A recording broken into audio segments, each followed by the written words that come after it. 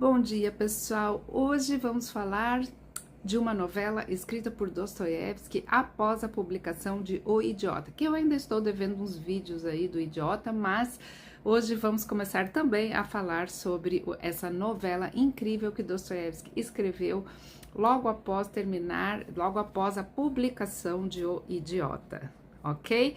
Mas antes disso, deixe seu like, se inscreva no canal. Se inscreva nos canais, tá, gente? Se inscreva aqui no Café com Rússia e se inscreva lá no Falas Literárias, ok? E é isso aí, vamos dar uma força para esse canal continuar, né? Porque eu quero falar para espectadores que queiram ouvir aí sobre a obra de Dostoiévski, sobre, enfim, o contexto e obra de Dostoiévski. Mas vamos lá, como nasceu o Eterno Marido, né, gente? A origem do Eterno Marido, ela não está documentada. Não existem, assim, notas de trabalho, não existem cartas que, em geral, o Dostoiévski trocava muitas cartas quando estava, né, no seu processo de escrita. Então, não existem essas cartas que expliquem de onde veio exatamente a ideia. O que há, na verdade, é uma hipótese que é reconstruída pela biografia a monumental biografia de Joseph Frank, né? A partir desses indícios espalhados. Então, reunidos esses indícios, eles formam uma espécie de quadro coerente que pode ser aí que sejam as pistas para a ideia da escrita de O Eterno Marido. Bom, o primeiro indício, gente, é a data. A novela, ela foi escrita no fim de 1869, em Dresden, né? Onde Dostoiévski vivia ali, como a gente já falou em outros vídeos aqui, o Dostoiévski vivia exilado para escapar dos credores, né? Se voltasse à Rússia, ele podia ser preso por dívidas. Ele vivia esse drama terrível, né? A situação era muito difícil.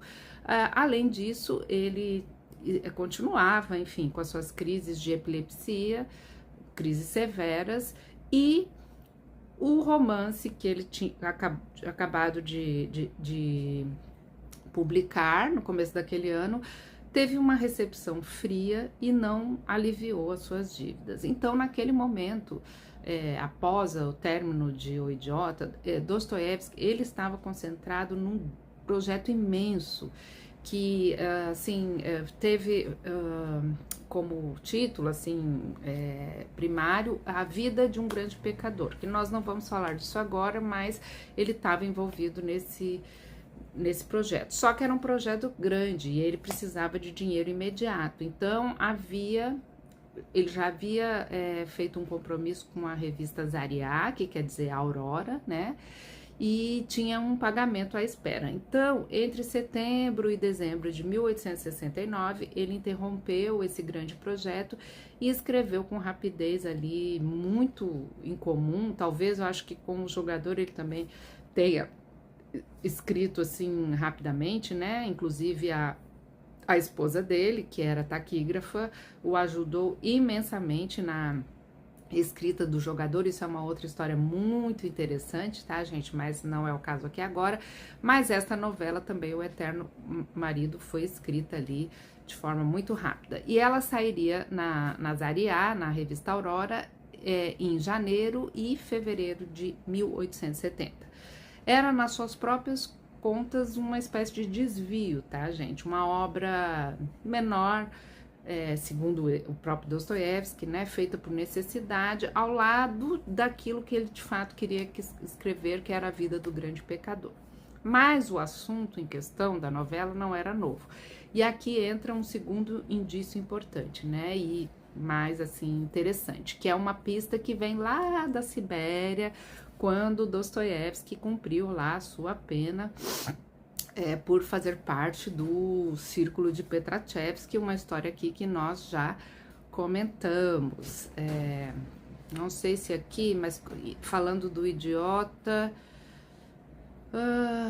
falando do Príncipe Mishkin, comentei sobre o Círculo de Petrachevski, em que Dostoiévski participou, foi condenado à morte, era um teatro o czar o czar perdoou, mas ele foi preso, foi para a Sibéria cumprir a sua pena lá, que foi dividida em duas partes, né? Uma parte preso na cadeia mesmo, né?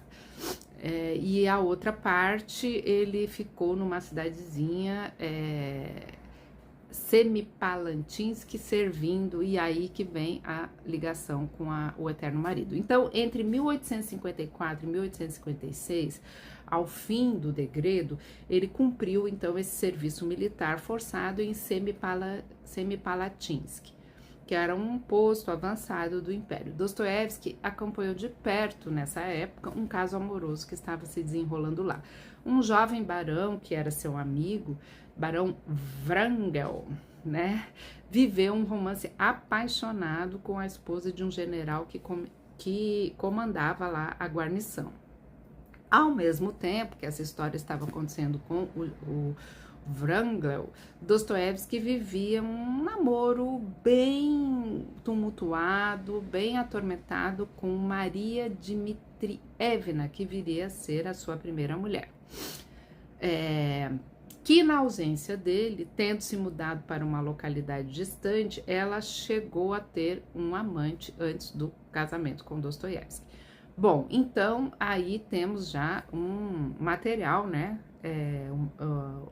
Um triângulo, né? O marido, o pretendente e a mulher, né? E isso não era literatura, né? Isso era memória, né? Tanto o general quanto o próprio Dostoiévski viviam ali situações triangulares, né?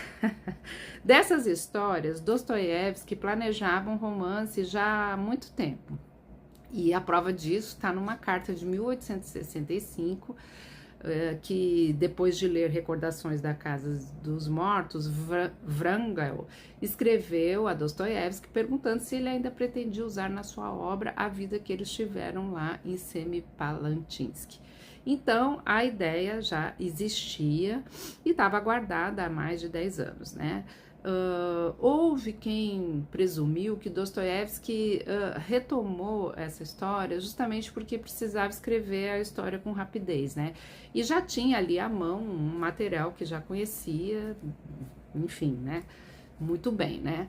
Mas há também uma camada mais antiga, para quem acompanha a obra toda do Dostoiévski, a gente sabe que o tema do marido enganado já tinha aparecido no começo da carreira de Dostoiévski. Em 1848, Dostoiévski escreveu pequenos folhetins cômicos sobre maridos traídos e ciumentos. Então tem textos famosos aí de Dostoiévski, né, como A Mulher do Outro e Um Marido Ciumento, que tá naquela coleção de contos Dostoiévski publicada pela editora 34. Então, naquela época, o assunto era tratado por Dostoiévski como comédia, quase um vaudeville. Agora, 20 anos depois, o mesmo tipo, o marido incapaz de deixar de ser traído retorna, mas retorna de outro jeito, sem nenhuma leveza. O que era uma piada naquela época lá, em 1848, se torna um estudo psicológico sombrio, mais parecido com o Dostoiévski da maturidade aí que nós conhecemos. Bom, então, reunindo esses indícios, o quadro que Frank reconstrói é esse. Pressionado pela falta de dinheiro e sem tempo para uma obra longa, Dostoiévski recorreu a um material que ele já dominava. De um lado, então, as lembranças da Sibéria e do seu próprio passado amoroso, e de outro, um tema cômico que ele já havia trabalhado, já havia experimentado 20 anos antes.